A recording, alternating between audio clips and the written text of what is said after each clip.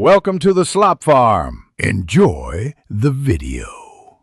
In this video, I will show how to replace Ford F150 key fob battery.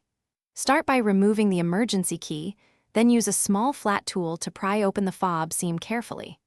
Keep parts organized and note orientation of the old battery for correct placement. Avoid touching the new battery surface to prevent oil transfer, and test the fob before snapping it closed to confirm the new CR2032 is seated properly. Begin by taking out the emergency key and finding the seam where the fob splits. Use a small flat tool to pry carefully without cracking the plastic, working the seam around the fob. Remove the old CR2032 battery and slide in the new battery with the plus side up, ensuring it sits flat and secure. Reassemble the fob halves and test the buttons before snapping the emergency key back into place.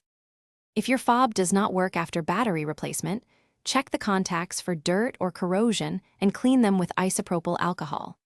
Try reseating the battery and testing again, then consider reprogramming steps if the truck fails to respond.